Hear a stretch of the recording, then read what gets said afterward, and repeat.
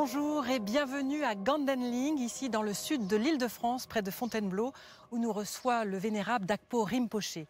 Premier lama tibétain à être arrivé en France en 1960, le vénérable Dakpo Rinpoché a d'abord été professeur de tibétain au Langzhou, avant de fonder ici, en 1978, le centre de Gandenling pour y enseigner le Dharma. Avec lui, nous évoquerons ses souvenirs d'enfants au Tibet et d'étudiants dans les grands monastères tibétains. Et puis la semaine prochaine, nous évoquerons son œuvre ici en France depuis plus de 70 ans.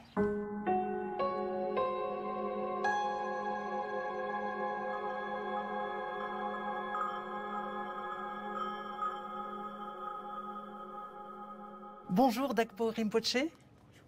Merci infiniment de nous recevoir ici chez vous, dans votre temple qui est ouvert pour la première fois depuis le début de la pandémie. C'est vrai. Tout d'abord, Dakpo Rinpoché, nous avons envie de vous poser la question, comment allez-vous ? Ça va. Je vais bien, je vous remercie. Je suis âgé bien sûr maintenant, mais la santé est bonne. Nous rappelons que vous avez été reconnu très jeune, à l'âge de 2 ans, tout le coup, c'est-à-dire la réincarnation d'un grand maître.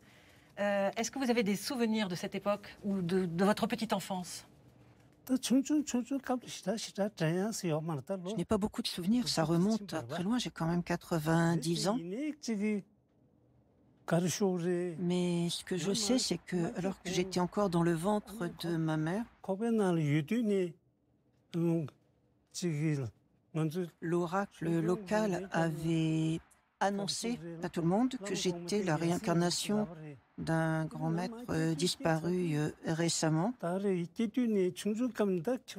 Et à ma naissance, je suis née coiffée, comme on dit.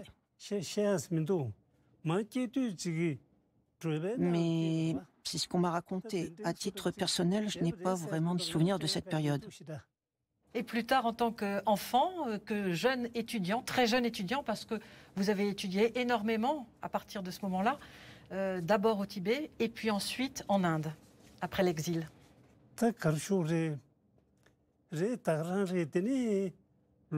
J'avais environ 7 ans quand je suis entré au monastère de Bamche où j'ai fait les premières études élémentaires. Donc j'y suis resté quelques années. Ensuite, je suis entré au monastère philosophique de Dapotatsan, où je suis resté environ 11 ans. Après quoi, j'ai été poursuivre mes études de philosophie à Drepung-Goman, dans le centre du Tibet. Et vous avez des souvenirs de cette époque-là, c'est-à-dire avec les autres étudiants, avec vos maîtres? Est-ce qu'il y a des moments forts dont vous vous souvenez, que vous voulez nous dire? Quand je suis entré au monastère de Bamche, j'étais vraiment tout petit, mais j'ai eu la chance d'avoir un professeur extraordinaire.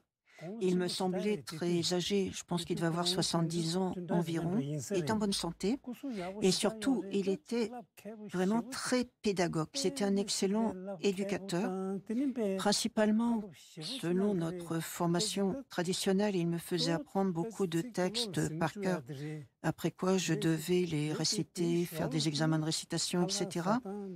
Mais c'est lui qui non seulement m'a instruit, mais m'a aussi éduqué, il m'a tout appris, la façon de manger, la façon de m'habiller avec les vêtements monastiques, la façon de me tenir. En fait, c'était avant tout un éducateur. Au fond, il m'a plus élevé que mes propres parents. Je dois beaucoup à ce professeur Gen Losang Samten. Ce professeur avait une très jolie voix, pas très forte, mais très belle. Mais outre les cours sur les sujets bouddhistes, vraiment, il m'a appris énormément de choses, y compris la façon de préparer le thé. Comme dans le thé tibétain, on met du beurre, donc à quel moment il fallait ajouter le beurre, comment il fallait le découper pour que ça soit meilleur. Et il m'a également appris comment faire les soupes tibétaines, comment le lendemain, c'était bien de les réchauffer, de quelle manière on pouvait obtenir quelque chose d'encore meilleur le lendemain en partant de restes qu'on ajoutait un petit peu au plat du jour. Il m'a vraiment appris des choses dans tous les domaines du bouddhisme, mais également de la vie de tous les jours. Je lui suis énormément redevable à tout point de vue. Je me rappelle que mon professeur était quelqu'un qui avait à cœur la propreté, que ce soit ses habits, les meubles dans sa cellule. Il n'y avait jamais la moindre poussière sur les tables ou sur les rayonnages. Par ailleurs, il était également très humble, très modeste. Il parlait doucement, etc. Et autrefois, il avait été lui-même chef de chœur, maître de chant au monastère, ce qui implique des responsabilités d'un haut niveau. Et nous, les enfants, nous étions à l'étage, soi-disant en train d'étudier nos textes, de les apprendre par cœur. En réalité, nous adorions regarder et surtout écouter ce qui se passait en bas quand notre professeur recevait ainsi les nouveaux chefs de chœur ou ceux qui allaient postuler pour le devenir. Et d'abord, c'était un concours de modestie. Non, prenez la première place, mais non, je n'en ferai rien, ça sera vous, etc. Et puis une fois qu'ils étaient installés, celui qui avait la plus belle voix, incontestablement, c'était notre professeur. Il avait une voix de basse somptueuse, magnifique. Nous étions toujours ravis de l'écouter, surtout pendant ce temps-là, nous n'étudions pas. Quel genre d'étudiant, justement, étiez-vous? Vous étiez très assidu, très attentif ou au contraire un petit peu polisson? À l'époque où j'étais au monastère de Bomche, j'étais à peu près sage parce que mon professeur était excellent. Chaque matin, j'allais le voir et il me donnait les leçons à apprendre pendant la journée et le soir, il fallait les réciter. Donc, il n'y avait pas tellement le choix, il fallait étudier. Donc, pendant cette période-là, on peut dire que j'étais à peu près discipliné. Après ma petite enfance au monastère de Bomche, je suis allée à Dakotatsan où j'ai commencé à étudier la philosophie et là, c'était un autre monde. Dans mon monastère précédent, il y avait seulement 300 personnes, c'était familial. À Dakotatsan, monastère philosophique, il y avait 700 moines et il fallait apprendre la philosophie, les débats. Et à franchement parler, au début, je n'étais vraiment pas très intéressée, ce qui fait que là, il y a eu du flottement pendant 3 années, ou le moins qu'on puisse dire, c'est que je n'étais pas du tout assidue. Je me rappelle qu'à l'époque, je ne voyais pas du tout l'intérêt des débats dialectiques. Je me disais, mais à quoi ça sert de se poser des questions, de répondre? Ce qui est important, c'est de pratiquer le dharma, et pour pratiquer le dharma, on n'a pas besoin ainsi de faire de la dialectique. J'avais principalement 2 professeurs, un professeur qui s'occupait de moi sur le plan matériel et un autre qui me donnait les cours. Et mes 2 professeurs étaient également très bons, excellents, très bonne éthique et beaucoup de connaissances. Et en 4e année d'études à Dakotatsan, mon professeur d'études m'a fait apprendre par cœur un texte. Et ça m'a touchée, j'ai fait de mon mieux et c'est à partir de là que j'ai pris goût à l'étude de la philosophie petit à petit et donc là ça s'est amélioré. Dans le monastère philosophique, il est coutume parfois que des élèves de niveaux différents se rencontrent pour faire des débats, donc des classes inférieures par rapport aux classes supérieures. Et jusque donc à cette 4e année à peu près, en général, je restais dans mon coin. Le reste que je n'osais pas débattre, ou je me sentais pas sûr de moi, ou je n'avais pas envie, je me rappelle plus très bien. Toujours est-il que cette année-là, grâce aux livres que j'avais appris par cœur, sur les instructions de mon professeur, un soir, lors d'un débat, j'ai pu l'emporter sur un étudiant de niveau supérieur à moi et ça m'a donné un peu de confiance en moi. Donc le lendemain, j'ai recommencé à débattre avec déjà un peu plus d'assurance et là, ce même livre qui était providentiel pour moi m'a beaucoup aidé. Et petit à petit, ainsi, je suis devenue de plus en plus sûre de moi et j'ai pris goût au débat philosophique, tant et si bien que après, plus personne ne pouvait m'arrêter. Enfin, je voulais toujours prendre la parole.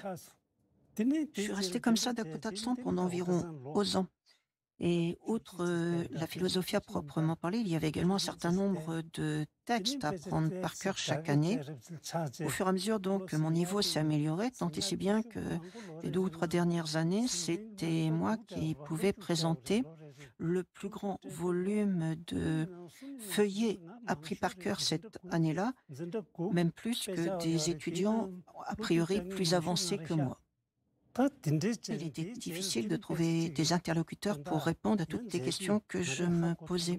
C'est pour cela que j'ai pris la décision d'aller poursuivre mes études dans l'université monastique de Tepung-Goman, dans le centre du Tibet, où je suis resté 4 ans. Mais ensuite, il y a eu la guerre et l'exil, les gens ont donc dû partir.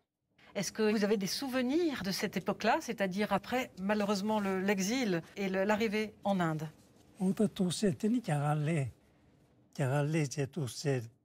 Avec mon camarade de classe, Geshe-la, je suis donc arrivé en Inde et ni l'un ni l'autre, nous ne parlions d'autres langues que le tibétain, mais nous nous sommes dit qu'il fallait vraiment apprendre une autre langue, par exemple l'anglais de préférence, parce qu'il fallait bien que nous puissions nous débrouiller. Vu mon âge, j'avais déjà 26-27 ans, Geshe-la était un peu plus âgé. Ça ne collait pas. De plus, pour aller à l'école, il fallait payer des frais et nous n'avions pas d'argent. Mais nous avions vu qu'il y avait un couple d'Occidentaux qui habitait pas très loin de là où nous étions. Et nous nous sommes dit qu'avec un petit peu de chance, ils accepteraient de nous apprendre la langue anglaise et nous sommes donc allés les voir. Il s'est avéré que le couple en question, c'était des universitaires qui travaillaient en France. C'était monsieur et madame MacDonald. Quand nous sommes arrivés, et nous avons expliqué que nous souhaiterions apprendre l'anglais. Il nous a demandé pourquoi. Nous avons répondu, eh bien, c'est parce que nous voudrions pouvoir servir notre pays et notre peuple. Ça nous semble être notre devoir. Et là, monsieur et madame MacDonald nous ont proposé de nous apprendre l'anglais avec comme contrepartie que nous les aidions pour leurs études de textes tibétains.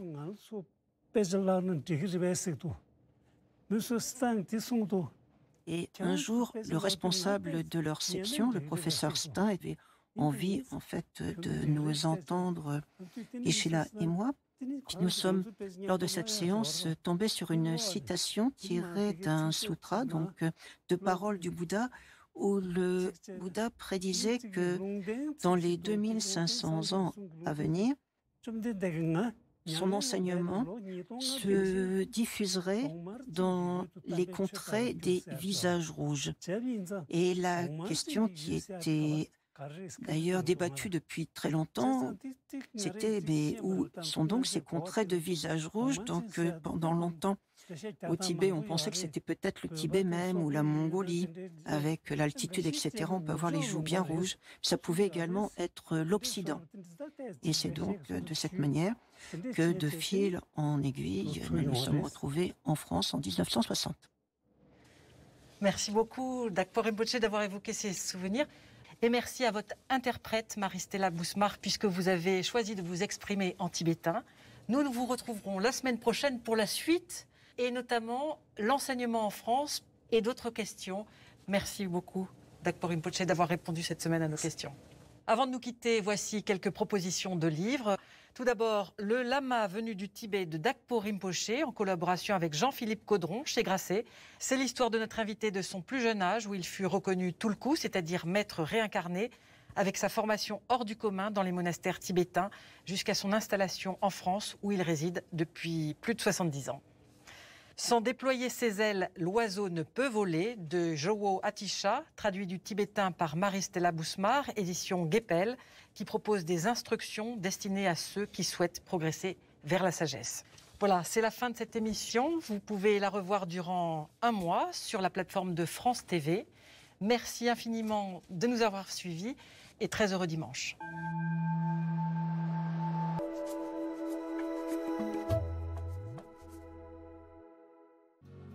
Bonjour et merci de nous retrouver pour la suite de notre entretien auprès du vénérable Dakpo Rinpoché. En effet, comme la semaine dernière, nous nous trouvons à Gandenling, dans le sud de l'Île-de-France, près de Fontainebleau. C'est ici que Dakpo Rinpoché vit et enseigne le Dharma. C'est ici que de nombreux disciples et élèves viennent l'écouter et s'instruire. Car l'enseignement est au cœur de la vie de Dakpo Rinpoché. C'est ce que nous allons découvrir tout de suite auprès de lui.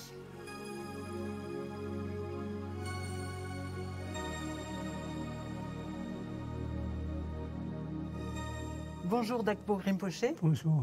Nous sommes très heureux de vous retrouver pour la suite de notre entretien que vous avez bien voulu nous accorder.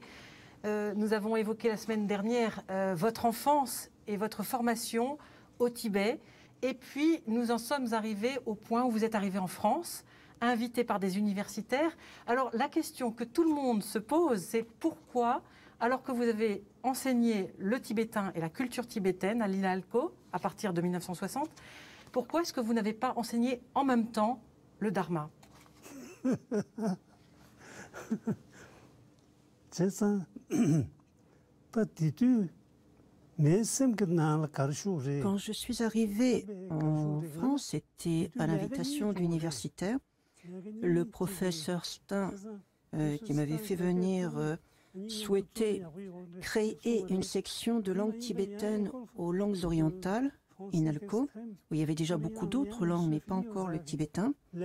Ma responsabilité, c'était d'apprendre la prononciation tibétaine aux étudiants, la façon de faire les phrases, la syntaxe. Mais il n'était pas question de parler du bouddhisme. Et je n'étais pas venue en France pour enseigner le bouddhisme. J'avais déjà fort à faire avec mon propre apprentissage du français et puis cette création du cours de tibétain. Et est-ce que vous avez donc compris que vos étudiants de langue et de culture tibétaine avaient envie d'en savoir plus sur le bouddhisme? Il est exact que parmi mes étudiants, mes élèves aux langues orientales, beaucoup même, étaient sans aucun doute intéressés par le bouddhisme. Ils me posaient souvent des questions et je répondais que je n'y connaissais rien, que ça n'était pas mon domaine et je n'abordais pas du tout cette question-là dans le cadre universitaire. Je répondais que je n'étais pas là pour ça. Rinpoche est arrivé en 1960. Il est venu d'abord en tant que réfugié pour travailler dans le cadre de l'université française.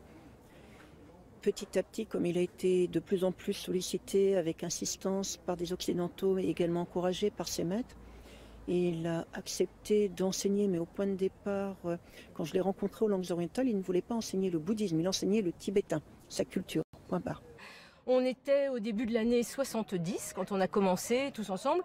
Au bout d'un trimestre, on ne devait plus être qu'une trentaine et on a terminé la première année, on était 11 ou 12. Donc c'était un petit groupe qui s'est vraiment bien retrouvé. Et un jour, nous avions donc Marie-Stella en tant que professeure de grammaire, je crois, nous a dit: est-ce que vous vous rendez compte de la chance que vous avez d'avoir un grand maître comme professeur? Là, on est tous un peu tombés des nues et je me souviendrai toujours de la semaine d'après où je suis allée pour la première fois un mardi aux enseignements rue de Vaugirard, où Dakpo Rinpoche est venu à côté de moi dans le couloir et il m'a dit: j'ai été très étonnée de vous voir mardi. Rinpoche est un grand maître bouddhiste, c'est un maître du Lamrim. Donc le Lamrim, ça inclut tout l'enseignement du Bouddha et c'est une approche du sutra de la sagesse. Donc Rinpoche nous enseigne à notre niveau ce que nous pouvons tirer de l'océan de l'enseignement du Bouddha. Ce qui l'intéressait, c'était que, en gros, que les gens qu'il fréquentait soient des gens heureux. Rinpoche accorde énormément d'importance à l'authenticité de la transmission. C'est pour cela qu'il préfère enseigner en tibétain pour être sûr que ses auditeurs entendront au moins une fois, même si c'est dans une langue qu'ils ne comprennent pas, l'enseignement dans toute sa pureté. Après, les interprètes, dont moi, on fait ce qu'on peut.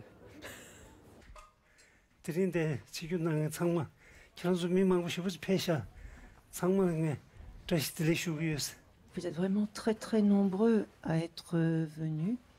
Et tout d'abord, Rinpoche à vous dire à chacun Taché Délé.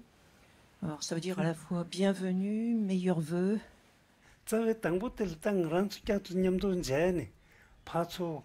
Et dans la mesure où nous sommes éventuellement issus de cultures différentes, ce genre d'échange, c'est essentiel, c'est extrêmement important. Et Rinpoche dit qu'il est donc très heureux de cette occasion de vous rencontrer, de pouvoir parler avec vous. Rinpoche est un maître, c'est-à-dire qu'il s'adapte à ses auditeurs. Je ne sais pas si c'est cher à son cœur, mais je sais que comme c'est très important pour nous, il nous ramène toujours à la situation dans laquelle nous sommes, à la nécessité de nous connaître mieux, de faire un travail sur nous-mêmes, d'essayer petit à petit d'assumer des responsabilités vis-à-vis de nous, d'autrui, et en tout cas d'essayer de ne pas nuire dans la mesure du possible, et quand nous pouvons d'essayer d'être bénéfiques. Mais disons que c'est parce que c'est important pour nous. En fait, Rinpoche, il s'oublie lui-même, il ne pense qu'à nous. Il nous arrive à tous de rencontrer parfois des ennuis, des problèmes. Et que faire? En fait, déjà la première chose à faire, c'est de ne pas nous laisser tétaniser par les difficultés. La bonne réaction, ça serait se dire, bon, il y a une difficulté, c'est vrai, d'où vient-elle? Quelles en sont les causes? Comment peut-on aborder la question? Dans la pensée bouddhiste, dans la vision bouddhiste des choses, on admet les vies successives. On peut dire la réincarnation, le passage d'une vie à une autre. On part également de la notion de loi de causalité, c'est-à-dire des relations entre les causes et leurs résultats, en observant qu'il y a nécessairement des similarités entre les causes et les résultats. Et c'est pour cela qu'il est beaucoup plus constructif, quoi qu'il arrive, de se demander, mais qu'est-ce qui s'est passé? Quels sont les éléments, les facteurs qui font que maintenant je me retrouve dans une telle situation? Parce que si nous faisons cette analyse, ce tour d'horizon, avec un petit peu de chance, et très souvent nous allons nous rendre compte que cela vient de causes et de conditions, mais qu'au fond il suffirait de modifier tel et tel paramètre, ça entraînerait automatiquement d'autres résultats. Quand je l'ai vu la première fois, j'ai eu l'impression de retrouver mon vieux maître. Voilà, ça c'était ce qui m'est apparu. Et je l'ai vu extrêmement vieux et très âgé la première fois. Et plus tard, il me dira, vous l'avez retrouvé. Ensuite, bien sûr, Rinpoche, c'est ce qui m'a ouvert à l'étude, à la réflexion surtout et à la méditation. Je cherchais vraiment un sens à ma vie et je crois qu'en rencontrant Rinpoche, et je ne peux pas parler de Rinpoche sans parler de Geshe-la, qui n'est plus là actuellement, et ça a donné du sens à ma vie, ça a bouleversé ma vie, ça a changé ma vie, ça a été vraiment un grand soleil pour moi. Rinpoche, c'est une petite question un petit peu personnelle. Quelle serait votre attitude au moment de votre départ concernant la Renaissance? Rinpoche dit qu'il a entrepris beaucoup d'activités dans cette vie et qu'il n'aura pas forcément le temps de tout terminer. Je ne suis pas Bouddha, donc il faut se retrouver de vie en vie dans des conditions qui sont favorables pour poursuivre le cheminement jusqu'à devenir Bouddha. Ces enseignements sont vraiment à la portée de tous. Quel que soit évidemment son âge, son parcours scolaire, ses connaissances, son expérience, son vécu, c'est toujours un enseignement qui est adapté et qui est très pratique, ancré dans le présent, avec des solutions immédiatement applicables. C'est un maître, c'est un père, c'est un confident, c'est quelqu'un vers qui je me suis toujours tourné lorsque j'avais des questions, on va dire, importantes, des décisions importantes à prendre. J'ai toujours sollicité ses conseils et je dois dire que jusqu'à maintenant, j'ai jamais eu à le regretter. Ils sont nombreux à être venus écouter Dakpo Rinpoche en cette journée porte ouverte. Les disciples en provenance de toute la France, les anciens élèves, mais aussi ceux qui veulent en savoir plus sur le bouddhisme. Si le Vénérable a fini par accepter d'enseigner le Dharma il y a 40 ans, c'est que sa sainteté, le Dalai Lama, l'y avait encouragé. Et au début, ça ne devait pas durer.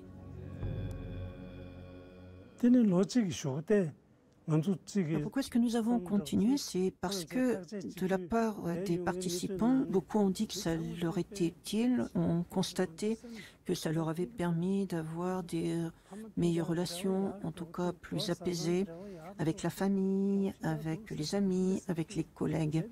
Et puisque cela apportait une aide aux auditeurs, il est impossible dans ces conditions de s'arrêter là. Ceci dit, je pensais encore travailler pendant quelques années, puis à l'âge de la retraite, partir m'isoler dans un coin tranquille pour m'adonner à mes propres études. Mon intention n'était nullement de continuer à enseigner le dharma, d'autant plus qu'à l'époque, il y avait un certain nombre de lamas tibétains qui venaient assez régulièrement en Occident, en particulier Karo Rinpoche. Et donc, je me disais que le travail était accompli par tous ces autres lamas et que donc je n'avais pas de responsabilité particulière de ce point de vue-là, qu'ils s'en chargeaient bien et que donc moi je pouvais rester tranquille de mon côté.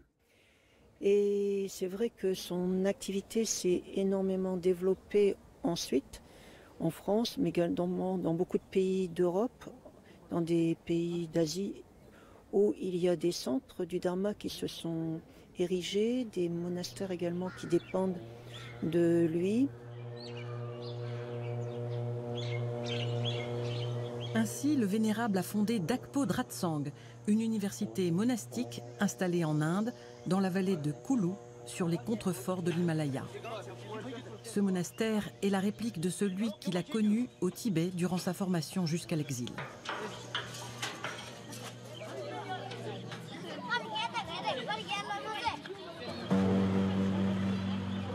Le Vénérable s'y rend chaque année. Il y donne des enseignements et contribue à aider de nombreux Tibétains réfugiés en Inde. Une œuvre menée à travers tous les centres qu'il a fondés en France, en Suisse, aux Pays-Bas, en Malaisie et en Indonésie. Une tâche immense malgré le poids de l'âge.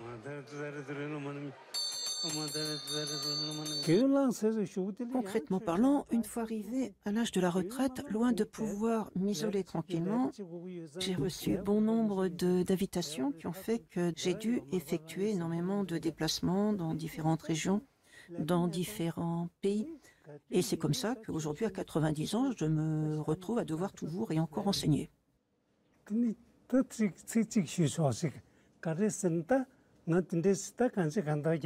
Je souhaite ajouter quelques mots. J'ai pu venir ici en France et cela m'a donné des opportunités pour rencontrer beaucoup de personnes,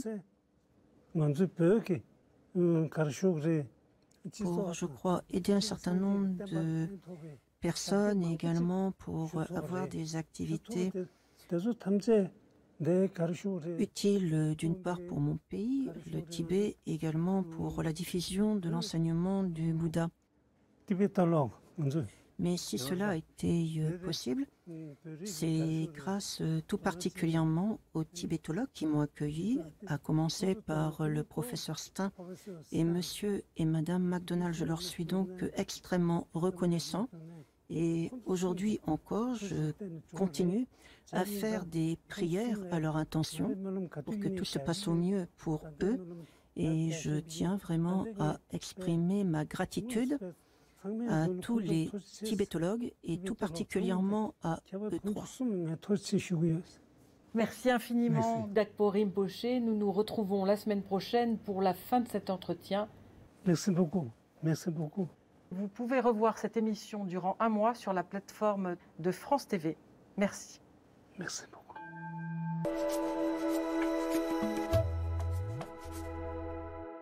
Bonjour et merci de nous retrouver pour Sagesse bouddhiste. Comme les 2 dimanches précédents, nous nous trouvons à Gandenling, ici en Seine-et-Marne, auprès du vénérable Dakpo Rinpoche. Et pour conclure son enseignement et son entretien auprès de nous, nous allons évoquer aujourd'hui le caractère universel du message du Bouddha et la façon d'appréhender et d'accepter la vieillesse.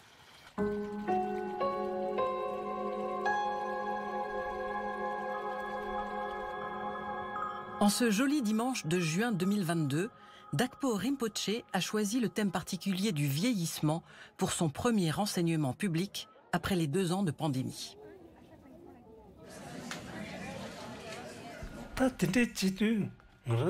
Pour faire face à nos difficultés, il faut déjà voir de quel ordre elles pourraient être. Il y aurait d'une part toutes les difficultés physiques et deuxièmement mentales. Exemple, les souffrances éventuelles liées au vieillissement. Eh bien, on aura beau faire, le vieillissement, il va continuer à se produire. Alors, évidemment, l'hygiène de vie est importante et en faisant une activité physique régulière, on peut retarder certains symptômes de vieillissement, mais soyons objectifs, le vieillissement est un phénomène naturel qu'on ne peut pas stopper. Et un jour, forcément également, nous allons mourir. Ça aussi, c'est inévitable.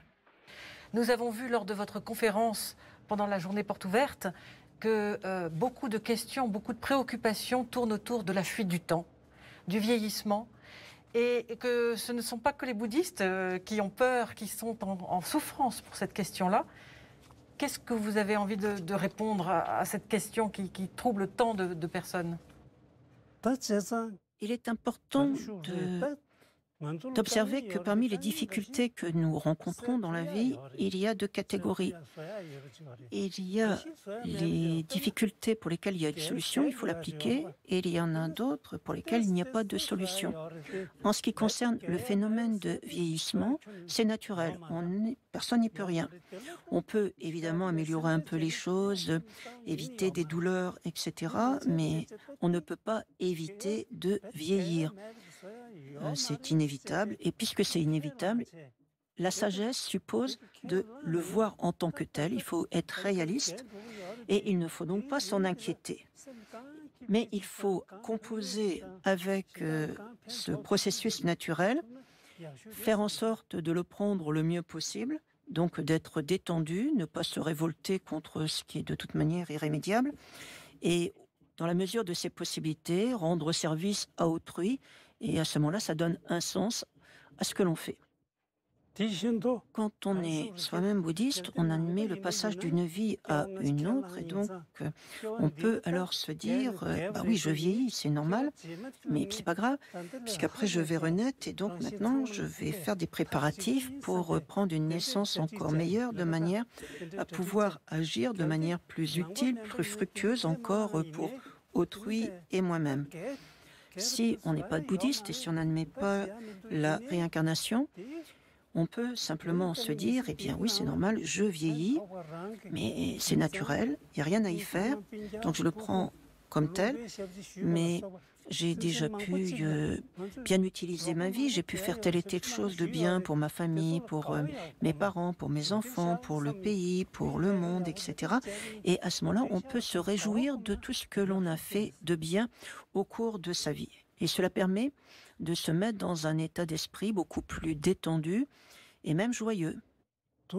Si nous parvenons à accueillir le vieillissement avec une telle sérénité, un effet secondaire, c'est que nous vieillissons moins vite et les signes de vieillesse sont moins marqués.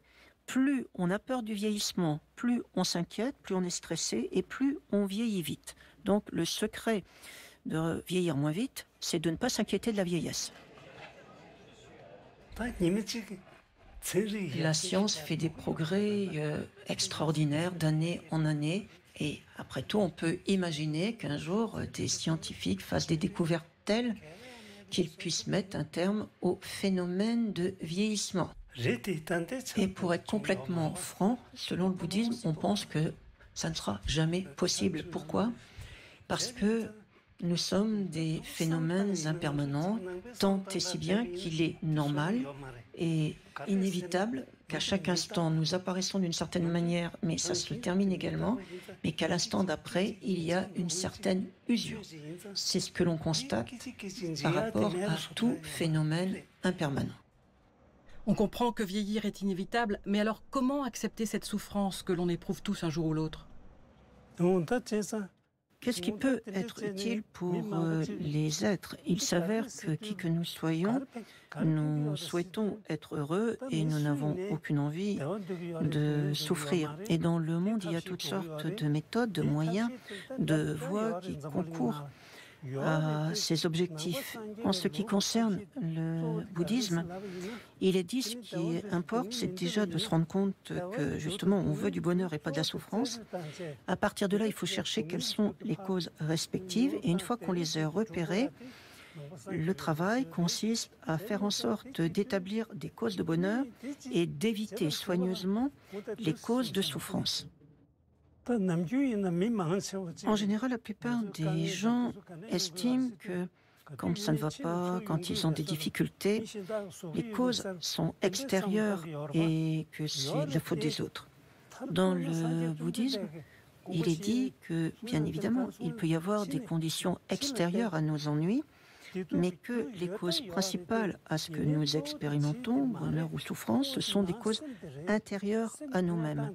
Et que si nous arrivons à adopter un état d'esprit positif, désormais, quelles que soient les conditions extérieures que nous puissions rencontrer, elles ne pourront plus nous affecter, c'est-à-dire que en toutes circonstances, nous pourrions rester paisibles et même heureux. Et c'est donc là qu'il y a une importance à effectuer un travail sur soi, sur son esprit.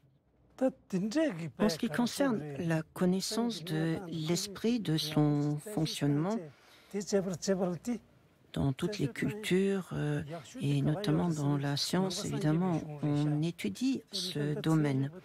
Mais il y a un angle d'analyse qui est vraiment spécifique au bouddhisme et je pense au seul bouddhisme.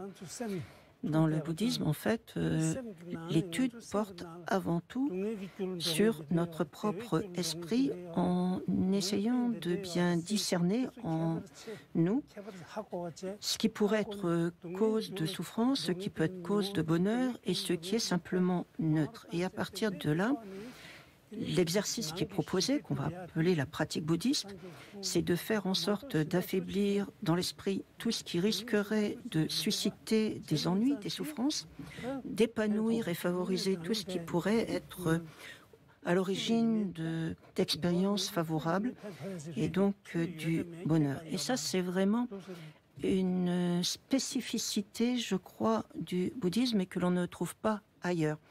C'est quelque chose qui peut être utile à tout être animé. C'est-à-dire que là, en revanche, ça ne s'adresse pas aux seuls bouddhistes. Ça peut être bénéfique pour n'importe qui. Mais alors, Dakpo Rinpoché, en quoi consiste la pratique bouddhiste ?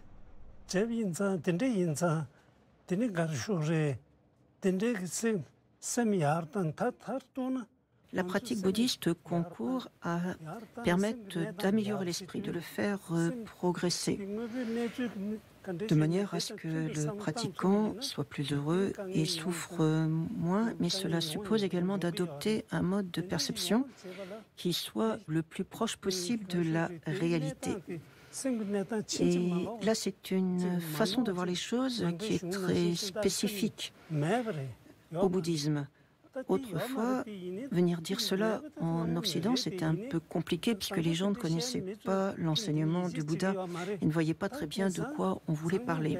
Mais aujourd'hui que le bouddhisme est mieux connu, plus de personnes se rendent compte que, effectivement, c'est la spécificité de la vision bouddhiste des choses et cela suscite un intérêt croissant en un nombre croissant de personnes.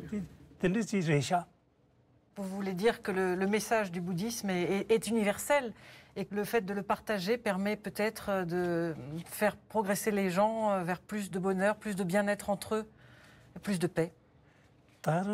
C'est exact. Lorsque le Bouddha Shakyamuni enseignait, son objectif n'était pas de se créer des fidèles, des adeptes. Son objectif était de proposer des méthodes permettant d'avoir moins de problèmes et de connaître plus de bonheur. Alors après, parmi les auditeurs, c'est vrai qu'un certain nombre sont devenus bouddhistes, mais ce n'était pas l'objectif. L'idée, c'est d'aider des personnes à progresser, à faire mieux face à la réalité et donc à trouver plus de sérénité. Quel est finalement l'objectif du bouddhisme et par quels moyens l'aborder ? En tant qu'enseignant du dharma, du bouddhisme, Notre objectif, c'est de permettre aux auditeurs d'avancer, de progresser, de s'améliorer. Mais il n'est pas question de leur dire « vous devriez devenir bouddhiste », pas du tout. En fait, là, c'est la liberté de chacun, c'est à chacun de choisir par lui-même. Notre responsabilité, c'est juste de les aider. L'idée, ce n'est certainement pas de transformer les personnes en bouddhistes. Le but, ce n'est pas d'augmenter le nombre de bouddhistes dans le monde. Ça n'a pas de sens.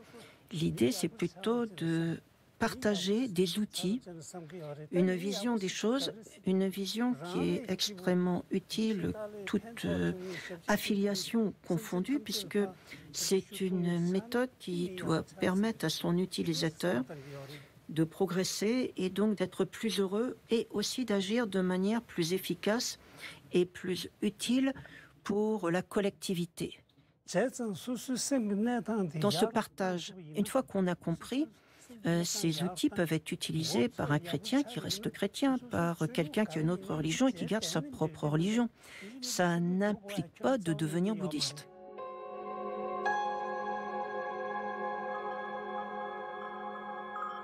Je souhaite ajouter quelques mots. Je tiens également à adresser des remerciements particuliers à la France et à toute la population française, puisque c'est grâce à l'accueil que j'ai reçu en France que j'ai pu accomplir ce que j'ai fait dans ma vie. Alors c'était peut-être limité, modeste, mais j'ai fait quand même de mon mieux. Et ça n'aurait pas été possible sans ce cadre qui m'a été apporté. Merci. Et puisque c'est la coutume normalement chez nous, je souhaiterais offrir une katha en signe de gratitude et de remerciement. Bonne continuation. Merci infiniment. Comme vous le savez, Sa Sainteté le Dalai Lama est maintenant âgé. Il est un peu plus jeune que moi, mais il est quand même âgé. Il est en bonne santé.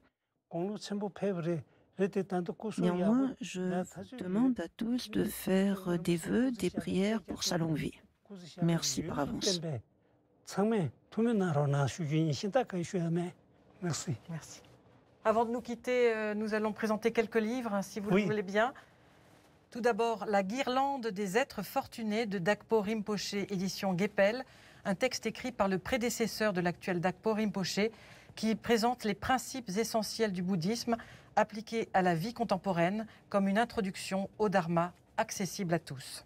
Gomshem Lamrim, le suc de toutes les excellentes paroles de Gomshem Ngawang Drakpa, traduit par Marie-Stella Bousmar aux éditions Guépel. C'est la première traduction en français de ce texte du XVe siècle, cher à la traduction Gelugpa, qui commente le sutra originel de la sagesse énoncé par le Bouddha. L'art du bonheur dans un monde incertain par sa sainteté le Dalai Lama avec Howard Cutler chez Robert Laffont.